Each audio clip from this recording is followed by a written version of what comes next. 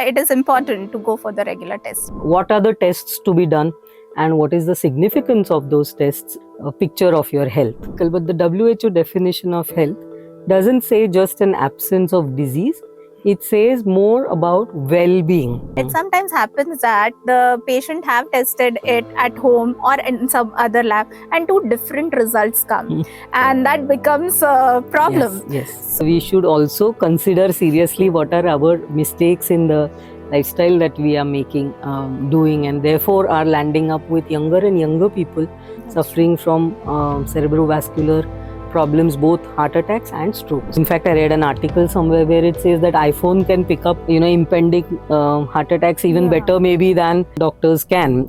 Welcome to Arogya Mitra podcast, your trusted companion for healthcare insights and expert advice. In today's fast-paced world, it is easy to ignore your health. And when something goes wrong, we are left wondering, what if I told you the answer is just a test away? In today's episode, let's explore the world of health testing. Know the benefit of regular testing, know about the age-related test and latest advances. With our expert for today, Dr. Asavri Sant, consultant pathologist, a renowned name in the world of diagnostic. Welcome, Dr. Asavri. Thank you, Dr. Varsha. Pleasure being here. First of all, I would like to thank Arogya Mitra Foundation for this wonderful work which you're doing by conducting these podcasts. And I want to congratulate all my colleagues who've been here before me because I've heard those podcasts and the content which has been shared with the general population is really noteworthy because it's, doing a great service to Belgamites and anybody else who would listen to the podcast, because so much of information from experts is available to them at the click of a button. So I really want to congratulate you for this initiative of yours, which is your podcast, which is I love hearing all the episodes. Thank you so much. Our motto is we speak for your well-being. Wonderful. Yes. So let's get started. Sure. And start with the basic. And can you tell me about the cliche question, why it is important to go for the regular testing? Very important and preliminary question, and let's get that out of the way. See, we are talking here about health testing. Now, and I don't want to become too technical, but the WHO definition of health doesn't say just an absence of disease. It says more about well-being. Okay. Right. So well-being, both mental, physical, spiritual, emotional well-being. Therefore, we are now looking at testing healthy individuals. So it's like screening an entire population, or at least the relevant part of that population. So we are not talking about sick people here. We are not talking about people who are already ill, whether it may be because of communicable diseases. And the good thing about communicable diseases, they always present with very prominent symptoms. Right. So you would probably have a fever or a body ache, whatever it may be. And then you visit your physician and he orders some tests for that particular episode of ill health. What we are looking at today or talking about today is the general well-being of the population and what are the tests in people who are not sick. So Right. the most important thing to remember is that these are usually the lifestyle disorders or what we call as NCDs or non-communicable diseases, which we are talking about. And they may not always be symptomatic. So the patient may not experience any symptoms at all. And therefore, the only way to know whether you have a particular condition is if you get tested. Right. The other important thing to know is that certain diseases or certain conditions may run in families. In certain areas, a particular disease may be more common, and those will be again picked up only through good screening programs, which are maybe run by the government as well, or run in the private health sector. So these are non-symptomatic people in whom you are trying to pick up diseases. So therefore, if you want a healthy, happy and empowered population, health checkups are the only way to detect diseases early before they become a problem and put a burden, both physical, emotional and financial burden on the families. So that I think is the importance or the place of a regular health checkup in the general scheme of health testing. So the biggest benefit, what we can say, that it will save you of the future burden. Correct. So you can look at it as an SIP into your health. So every year or every regular intervals, you would probably be testing for certain things, which will help you to pick up diseases quicker, prevent complications, and therefore lead a healthier life. See, health parameters are not static. So it doesn't mean that once you got a good report, that means every year it will be the same. That is the reason why you should get tested every year, so that you know, and you know you are keeping a track of where is it going, in towards the better or towards the worse, and you can course correct. Your lifestyle, your medications can be course corrected based on regular tracking of these parameters which you have. Changes in daily routine or some unforeseen circumstances like a change of job or stress, even those small changes can change your health parameters, and then your physician will actually be in a better position to help you based on that track which you have. So don't get carried away by just one normal report. That means there is nothing wrong with me and nothing can go wrong with me. Okay. It's not like that. You need to keep a regular balance and check on your health status. We are in the era of information overload. So much is, I'll use the word, marketed to us when it comes to health testing. So many packages are pushed on us. So what is your take? Is it necessary, or it's just the marketing gimmick? Again, a very, very important and a very well framed question. Yes, we live in a era of information overload.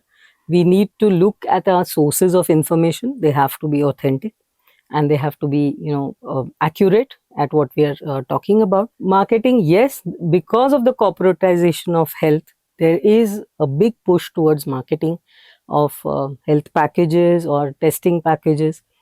But having said that, let me make the point very clear that our lifestyles have really changed from the past generation. So we can't really compare or say that my father or my grandfather never got any of these tests done, and why should I Right. do them? So they are a part and parcel of our changing lifestyle. Unfortunately, even the amount of vices have gone up, dependence on alcohol, um, cigarette smoking, any other kind of, That's true. and the stress levels in the general population are very high. And I would say COVID has added on to that. The pandemic has really changed the way we are living our lives.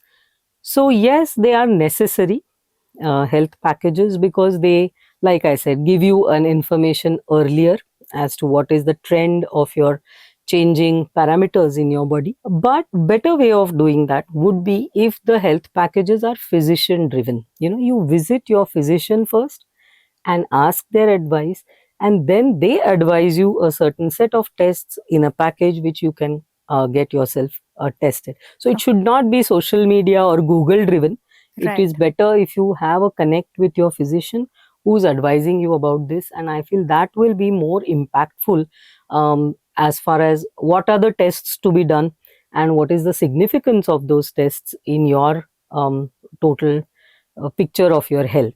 That will be a better way of approaching, I feel, instead of getting carried away by the marketing gimmicks, where sometimes they even market 200 tests for X amount.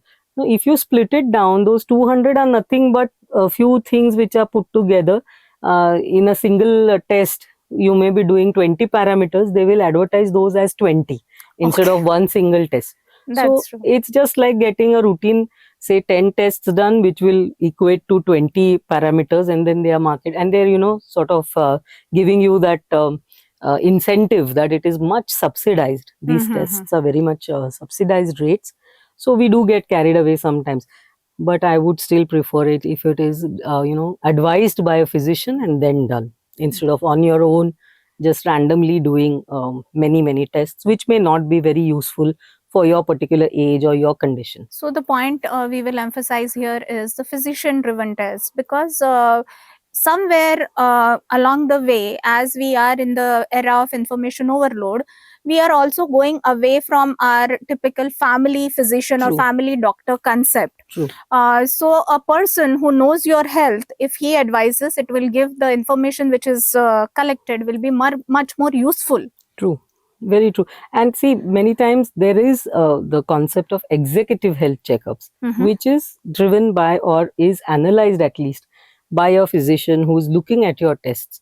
Because there's no point in just getting a thick, booklet of all your results and just keeping it in your health file or your medical file. You need somebody to analyze those, tell you and advise you what lifestyle changes or what medical changes you need to do based on those tests. So it is so executive health checkup will be a little better than routine, just those pamphlets which come in the newspaper, get so many tests done, because there is a physician involved there is a doctor involved who is telling you based on those tests where do you stand in the spectrum of health or disease. When we are talking about health testing, what are the hidden signs or red flags which we should not ignore and we should go for the testing? Yeah. So again, like I said, we are basically talking here about non-communicable or lifestyle disorders, and which may be very often asymptomatic. But still, we all are aware that diabetes may present with, say, weight loss or increased appetite, increased urination, increased thirst. This is textbook pictures.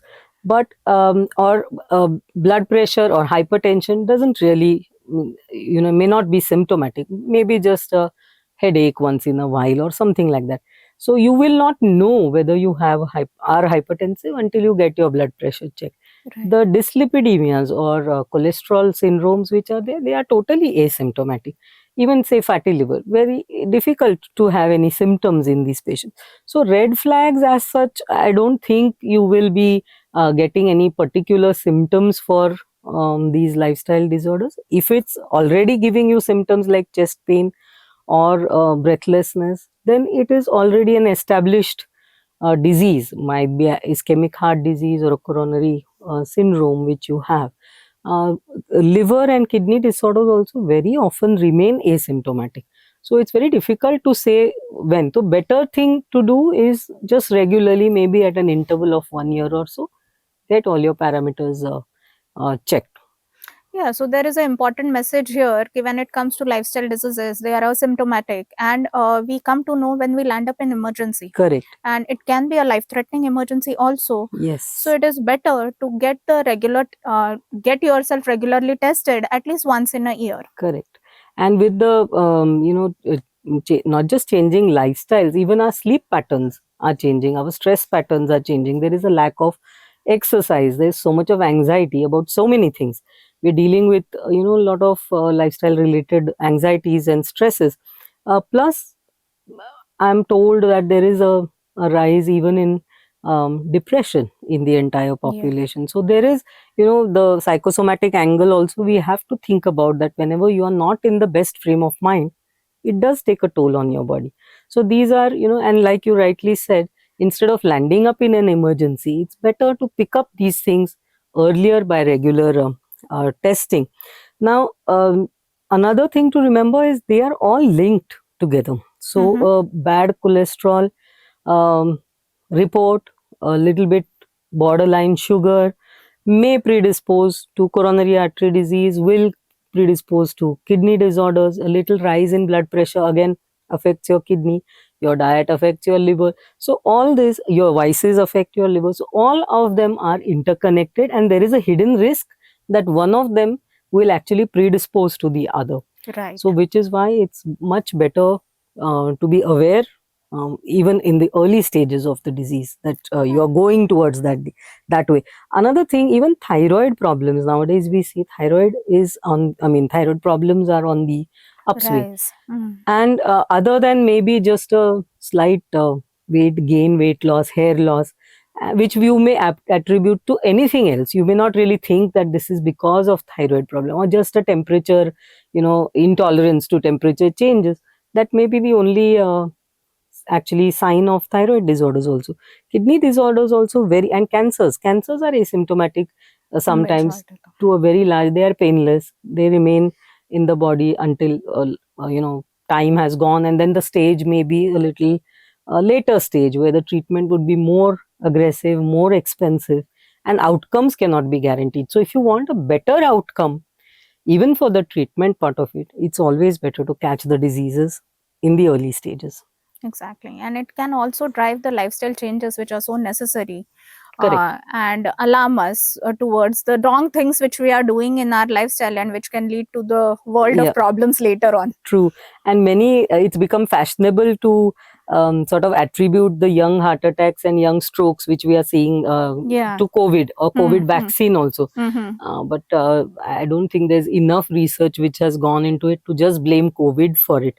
So we should also consider seriously what are our mistakes in the lifestyle that we are making, doing, and therefore are landing up with younger and younger people suffering from cerebrovascular problems, both heart attacks and strokes, which needs investigation. And COVID was not in our hand.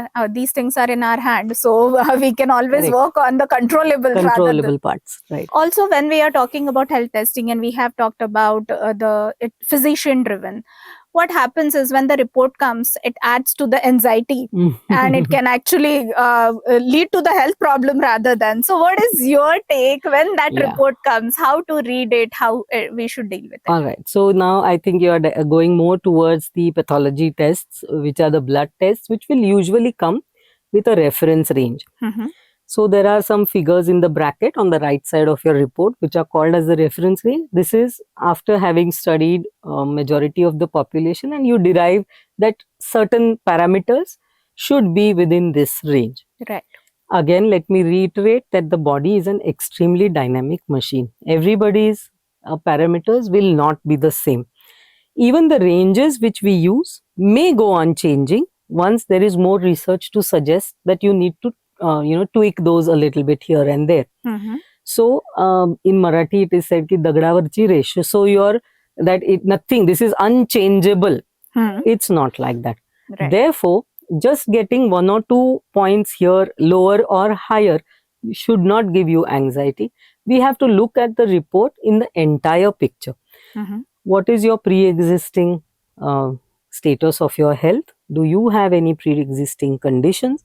Are they the test results, are they explainable on the basis of those pre-existing conditions? If not, is this something new which has come up?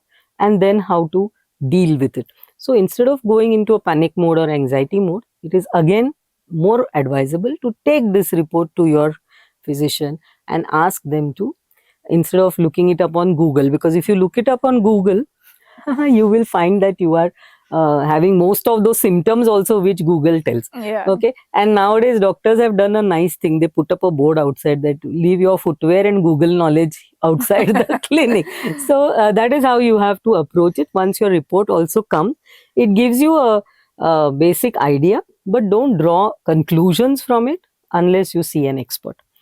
So it does give you, there is a reference range, it will give you a basic idea of where you stand, but better to refer or go back to your physician with those reports.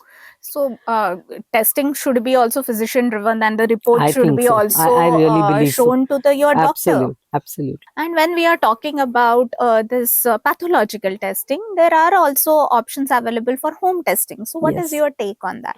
Yeah, so for the longest time, at least chronic disorders like diabetes, we have taught our patients to do the urine tests at home, even in the era when we were using Benedict's like a reagent to do it. Many patients used to monitor their sugars based on that. Now we have come a long way from that, and the current continuous glucose monitors, which are fixed on patients' arms, are extremely accurate, and they even set an alarm. So you can set the range in which, your physician can set the range in which your blood sugar should be. Okay. And you go about your daily routines, and if it drops very low or goes very high, it will give you an alarm which can help you to plan your further meals and your medication and your day. How are you going to control this? Even from Benedict's, we have moved on to dipsticks, which are paper-based tests for urinary sugars. Anyway, nowadays we don't rely too much on urine sugar. So this continuous glucose monitor is an excellent test. Those who don't have a CGM, I'm sure they are familiar with glucometers. I think glucometers are the most commonly used home-based devices for monitoring diabetes. Right. A standard glucometer which comes with good quality strips and whose battery life is still intact and has been calibrated by your the dealer will give you excellent report on a whatever regular basis at home of how well you are controlling your sugars. Again, having said that, every few months do visit your physician and get a HbA1c or glycosylated hemoglobin test to go with your glucometer readings. Some of my patients, they also do a sort of a comparative test where they do their sugar at home on the same day and also give it to the lab on the same day, so that they are aware of what is the difference between What these, is the because error in or a glucometer we are using whole blood, and in the lab we test the sugars based on plasma or serum. So that there is a difference between these two, and you should be again aware of that difference between these two methodologies. But other than that, nowadays we have so many apps which are there on the phones also, and they are pretty accurate. In fact, I read an article somewhere where it says that iPhone can pick up, impending heart attacks even Yeah. better maybe than doctors can. I mean, I'm sure it was a joke, but still, having said that, it is a very good because they've incorporated a lot of AI and technology into the That's phones. But again, no need to panic or get anxiety attacks based on those triggers, because they have their limitations as well. Whether it's an app, whether it's a handheld device, everything comes with its own limitations. So the best person again to ask about that would be your treating physician. Don't jump to any conclusions. Only thing it's telling you is go to the physician early. It is alarming you to take that Yes, step. And correct.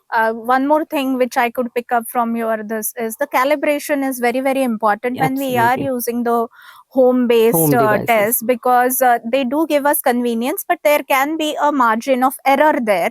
So always calibrating your devices and maintaining them well, and being in touch with your physician Yeah. can help you. Yeah.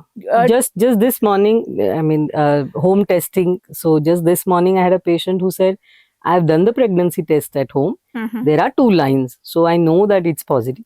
But could you test my beta HCG? I mean, she knew all of this. Could you take my blood and confirm? She doesn't want a false positive. So their patients are also aware now. Even in COVID, home testing for COVID was a very good kit which had come up. It was giving 2 lines if you are positive and 1 line if you are negative. So home testing is necessary in a country the size of India with so much of burden, the population burden.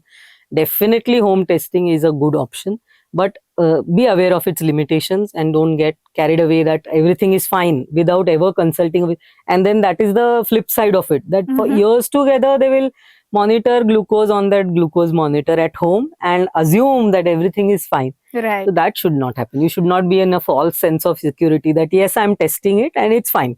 Definitely every few days you must consult your doctor regarding it.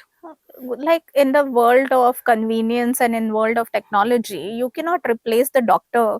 That is what we want to say, because that is where somewhere we are going, but the human touch and all Yes. that has its benefits. Surely. And they will analyze the entire picture. We are not treating reports. We should never treat reports. We are That's treating a person, a patient. So that comes in the entirety, and only a physician will be able to.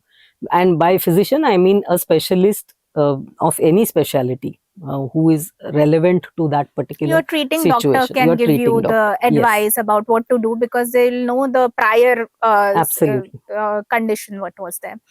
Again, when we are talking about this home testing and how you said that she had tested it at home, it sometimes happens that the patient have tested it at home or in some other lab and two different results come, and that becomes a problem. Yes. So what is your take on it? Yeah. Now, we do face this very often, and it is a human tendency to believe the report which you want. Like if the sugar is low in Yeah. one report and high in the other, you will definitely want to believe that the low sugar report is correct. Yeah. Now, why do we get these variations? That is Yeah. actually the more relevant question here.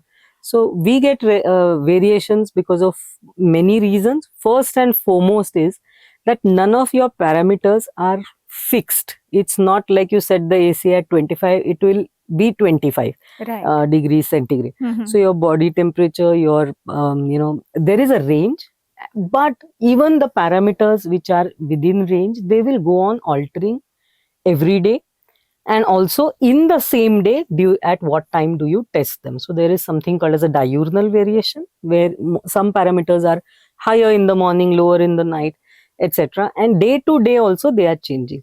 Now we face this problem most often with blood sugar reports only, Right. because sugar is very, it goes on changing, fluctuating every hour.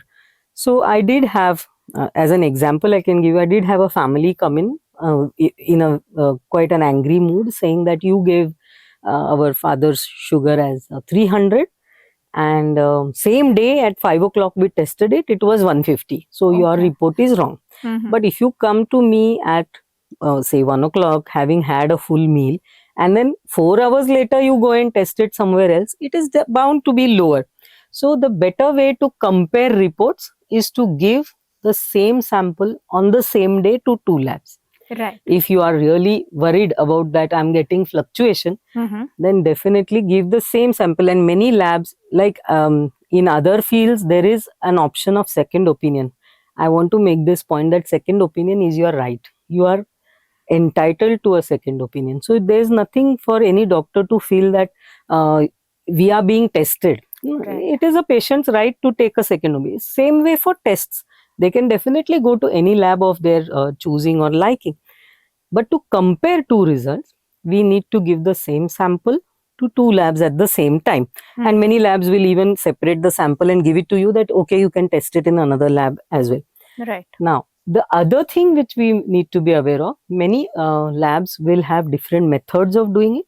And therefore, with each method or each machine or equipment, there is an inherent change in the reference values. That also we have to be aware of. Or the sensitivity of a test. There might be a equipment which is a little older, and now a newer equipment may be more sensitive to pick up even small changes, Right. which may give you the Different two results. different results. And then comes the issue of errors. Are there errors or not? Definitely there are errors, but they are not always analytical errors. It's not that only the testing can go wrong.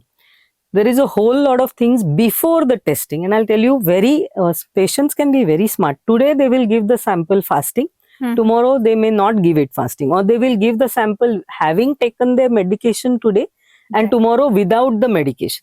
So they also do all of that. Or nahi somvar maza aaj upas hota, and then I have not eaten anything, and then my sugar will be lower. But if you go the next day after a full meal, it will be higher. So all these pre-analytical changes which are there, they are not in our hand, not in the laboratory's hand. We do try to standardize it by saying that you must come 8 to 10 hours fasting, and then immediately after your lunch, see your watch, what time have you finished, and then 1.5 to quarter to 2 hours after that, make sure you are in the lab. And I'm taking the example of blood sugar, but many other tests depend on pre-analytical. What have you done before coming for that test? And parameters will go on changing based on that. And then the post analytical errors are also there, like name, age. In movies we have seen so often, mera report nahi tha. So that is jokes apart, but there are pre-analytical, analytical and post-analytical errors which are inherent to the testing process. A better way is for the lab to then accept that there was an error and repeat the test. So if we get different results, two things to remember here is we are testing to know our health status. So handle it with maturity. And of course, as you told, that even the doctors need to be little more proactive and little mature about it. And most of the times the labs do keep the samples. So when we are talking about health testing, is there age specific testing? Are there any specific tests we should do at every decade or at a particular age group? Definitely, definitely there is. And it starts very early in India nowadays. All the schools are insisting on hemoglobin and blood group for the as soon as your child is admitted. So first decade of life, I think that's all that you will test, that is hemoglobin and blood group testing. Second decade of life would be more towards your nutritional deficiencies, because that's the growing age, puberty and little around that, where there's the growth spurt and and the hormonal changes which are inherent to puberty. So hormonal changes and nutritional changes. Again, In the second decade, there is no need to go and do regular health checks. They will be driven by the doctor, that if there is a particular symptom, or maybe in a family there is a history Mhm. of a particular disease. But anemia and diabetes in India, we can call them as pandemic, and we do have childhood diabetes, which will need Right. testing in the first or second decade of life as well. Third decade, and I'm hoping the population, the young population, is listening to this, and third decade, I'm going to insist that I'm sure majority will be thinking of entering into, marriage or something. So the pre-marriage testing, which is there, again, anemias do run in families, and there is a chance of passing it on to your child as well. So, Mhm. and especially in communities where there is consanguineous marriage, like you marry a relative, then there Mhm. is more incidence of these genetic disorders. So hemoglobin, a blood group, there are a lot of misunderstandings about blood group, that certain blood groups can't marry others. It's Yeah. not like that. It is just that you have to be aware, if the mother or the wife is Rh negative Mhm. and the father is Rh positive, there is a chance of the baby developing a particular condition caused by this incompatibility. So you just have to be aware of it. It can be tackled very well by the gynecologist, even in the antenatal checkups. And so it's not that you can't marry certain blood groups. You have to be aware of your blood group and the sexually transmitted diseases which are there. So I would actually call this 5 tests: HB blood group and the HIV, HBsAg, HCV, which can be transmitted, or even VDRL, which can be transmitted sexually, as the better kundali to match than your Right. actual bhavishya kundali before the marriage. Then from fourth decade, all the lifestyle disorder testing has to start. And I'll come to pap smear and mammography a little later. Mhm. But from fourth decade, it would be a good idea to at least regularly start testing for liver, kidney function, cardiac function. Right. In cardiac function also, we have blood tests, that is homocysteine and HSCRP. These are 2 tests which are uh, quite indicative of your risk of getting coronary Okay. artery disease. And in India, again, we have this misconception that he was so thin, and how Yeah. did he have high cholesterol, or he was so thin, why did he get Heart attack. heart attacks? So there is nothing about weight per se for any of these, whether lifestyle disorders. They are not necessarily linked. Mhm. And certain tests like liver function test, kidney, thyroid, and cardiac testing can give you an indication. Fifth, sixth decade onwards, definitely you need to continue this at regular intervals and add cancer testing. If it's a male patient, then PSA is a very good parameter. It Mhm. does tell us about, because majority of the times, it may be slightly raised, which can be a benign condition, but if it's very high, then it can indicate a cancer. The good thing about PSA is that it helps us not only to pick up, um, have a high index of suspicion, but also after treatment, it helps us to sort of modulate our treatment. That is it Okay. working, not working, how well is the patient respond. PSA is for the Prostate, prostate cancer. prostate specific antigen. Mhm. So it is a good test for male population. Okay. Then for women, we are all aware Hmm. that pap smear and mammography is very much indicated for cervical cancer and breast cancer screening. And according to guidelines, if you go, then pap smear testing should start in third decade of life. So Okay. 21, but I think a majority gynecologists would say that after marriage, we will start the Mhm. testing.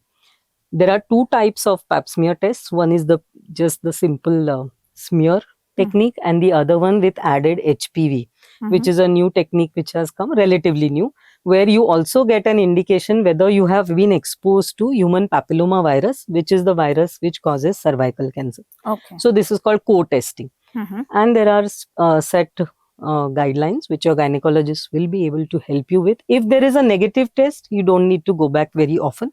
But if there is some change in that one particular year's pap smear, then you need to get yourself tested more frequently. So Okay. maybe annually. Mhm. In your 40s, you would probably get your first mammogram. That's because before that, the breast is a little dense tissue. So it may not pick up the smallest of changes. Okay. After that, the breasts start becoming little less dense, and it's easier to pick up abnormalities. So mammography testing also We'll start maybe every 3 to 5 years, and if there is any suspicion, then even annually. Mhm. Many of these in the Western population, many of these are government driven Okay. schemes, but Hmm.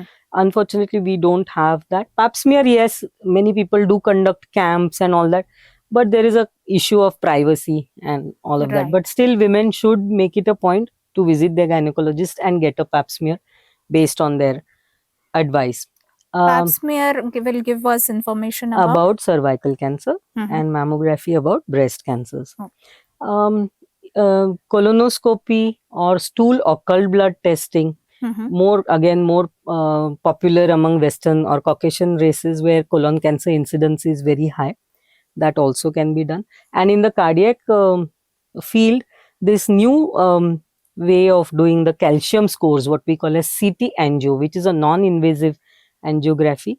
Okay. It tells us a lot of information about blockages in the coronary arteries, Mhm. and I think that will be a revolutionary test. But even if you can't go for that, at least a treadmill test, once you are TMT, 40 years and above, with the consultation of your cardiologist. A cardiologist. 2D echo, 2D echo, ECG, TMT also will give very good information about cardiac status. Mhm. So these are some of the tests which decade wise we can go on using, and there is no need to be again the carry home message. Don't be scared that what will happen if a positive test come. That is the major limitation why People don't go patients for don't it. go for the testing. That is the crux of the matter, that if you pick it up early, then your outcome is much better than if you avoid going and then it's an advanced stage when you do pick it up. That's true. When we are talking about women's health, and we talk about this perimenopausal, menopausal age group, are there any hormonal test or any because that is also a age for the bone density Correct. reduces and muscles become weak. So, is there any testing to Yes, know? definitely. You can, your gynecologist would suggest once you start showing the perimenopausal symptom, they will tell you to monitor your LH, FSH levels, prolactin levels, which are indicative of whether you have attained menopause or not, or whether you're premenopausal, perimenopausal, and advise you regarding that. And very important point which you've brought up, an excellent point, is about bone mineral density. Osteoporosis, very common in the women after menopause, and we need to go. It's a non-invasive test, and it tells very important information about what is the status of your bones, the Mhm. calcium in your bone, Right. and you should not lose that calcium. So if you do get a reading which is lower side, you can definitely deal with it by taking the supplements of calcium along with other drugs which are preventive for osteoporosis, because then you will prevent pathological fractures later on, because very often we see women Yeah. who land up with hip fractures or with the most minor trauma, or just fall. fall, or sitting very heavily on a chair also can crack it. So we don't want to land up with osteoporosis. And Dr. Varsha, dental checkups also very important. Regular dental checkups, That's true. eye, ear. If you are diabetic, then definitely you would have gone for foot and eye every year. But if you're non-diabetic also, after a certain age, because see again, like Dr. Shilpa had mentioned in her podcast, glaucoma can be asymptomatic, Right. very preventable causes of eye disorders. So unless you go for regular checkups, you may not really pick up. So eye, ear, neglected parts of it, dental checkups as well. And again, dental or oral health related to cardiac health. So we need to drive that point that you need to keep a good check on your oral hygiene. Yeah, we as a dentist are we diagnose diabetes most of the times because there are gum changes which we see. Bleeding gums is very common, or gum infections are very common in diabetic patients. Most of the times, we are the people who diagnose. We tell them, Yeah. you go to the lab and get it tested. We feel like that. Also, there are oral implications of majority of the lifestyle diseases which can be alarm the patient Right. to go and get tested. So yes, of course, dental has a role in Yes. overall health. So that will give vital information age wise what to go for. And again, as you pointed out, the crux of the matter is if we know the problem, we can tackle it better and avoid the complications. Yes. When we are talking about health testing, anything else you will like to add? I think HbA1c, I might have missed saying that it's a very, very crucial test which you need to do. That is your average of 3 months of, diabetic control. But even in non-diabetics, HbA1c test can give an indication. Say if you are asymptomatic and you want to know whether you are going towards pre-diabetes and diabetes, HbA1c is a very crucial test to do. I think pre-employment they do sometimes the chest X-rays, which throws up because of our population being very much exposed to tuberculosis. Sometimes you do pick up on the pre-employment X-rays. I've seen that getting picked up sometimes, and I'm not aware whether there are any very specific tests, but it would be ideal if we can have these kind of routine health checks even for our mental status, because then it's very difficult to pick it up, and Yeah. then it's a huge sort of responsibility comes up on the family to then deal with it. It goes unnoticed very often. Yeah, and we had a lot of discussion about it, about the mental issues. They are on the rise, definitely. Every out of, I think, the every other, especially the younger generation, is dealing with anxiety and depression a lot. So if we have some tests to determine that, if at all Yes. we can detect it early, it can be of the help. Because again, if we are able to detect it early, we will be able to help them better. Yeah, and as the trends have changed over the years, see, vitamin B12, vitamin D, calcium, iron profile, and thyroid, these were not very often routinely asked tests, but now they have come into the realm of routine testing. Mhm. And definitely we should have a look, because so many of our things are related to, say, vitamin D levels or vitamin B12, not just bone health for vitamin D. They've observed that if you are deficient in vitamin D, you have a whole lot of other problems as well, and same with vitamin B12. So this should become part of the regular health packages which are Yeah, done. B12 is quite related to the neurological Yes, health and neurological the problems. to even the heart health. Definitely, because of its correlation to homocysteine. Hmm. Yes, it is. So we have covered the age-wise testing and why it is important. So with the technology and AI coming in picture, so what is the latest which is happening in the world of diagnostic? Yes, AI and technological changes definitely are being incorporated more and more into our, the realm of what we have at our disposal. Um, AI definitely is helping us pick up, the smallest of changes, especially in, say, imaging films. AI is being used, and as a pathologist, I can tell you that for prostate cancer and for pap smear screening, we have excellent software programs which are available, which can pick up even one single abnormal cell which may be missed by the human eye. Okay. When you're screening any populations or any for a high risk kind of a disease, or that is the aim behind your camps which you do for, say, prostate or pap smear screening, you want to pick up maximum number of, what do we mean by sensitivity, is that if you're testing 100 people and even one of them is actually suffering from the disease, you should be able to pick him up. So it's a very sensitive test. And in specificity, if you have 100 people with a positive test, it should be that 99 of them are surely suffering from that disease. Okay. That is how the tests are devised. So for this also we can use technology to enhance this sensitivity and specificity, and we should embrace these changes. I think there is no point in fighting them. In diagnostics, we have AI to do the mundane jobs. It has come up like data entries or demography. All this can be driven by AI, and like I said, even screening of slides for small changes. But of course, this is still in the developmental stages. But if you observe the machinery or equipment which has, when I started my practice, say 33 years ago, and today, there is a sea change in that, and many of these newer techniques are getting incorporated inbuilt into the equipments which you have. So the chances of errors or missing certain things are definitely lower if you know how to use the AI and the technology which is at our disposal. Again, it comes with a caveat that nothing is perfect. So there Right. is a chance of, say, overdiagnosis, and that human touch is not there. So we are going to get a generated report, but without the if you don't have again a physician involved there, a expert involved there, that human touch is not going to be there. So we need symbiosis between both the equipment as well as the doctors to for the best outcome or best reports for our patients.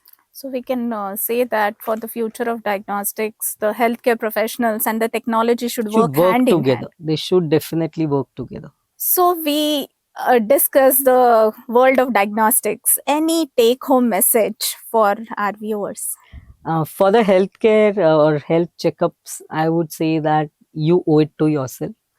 Uh, in fact, it is not just you owe it to yourself, it is your responsibility. Your health is your responsibility, not just for yourself, but also for your family. So if you can actually mark out a day on the calendar, maybe your birthday or your anniversary, and promise yourself that you are going to get regularly tested for these lifestyle disorders, it will go a very long way in maintaining a health and happiness in the family. So don't let it drive you to panic or anxiety. Know how to manage those results which come, and seek proper advice at a very early stage. And actually, again, to use a cliche, but health is wealth. If you really are aware of your health and you're doing the modifications based on your results, it will definitely give you a very healthy and happy life. That's what I wish for all my uh, colleagues, patients, family, and friends.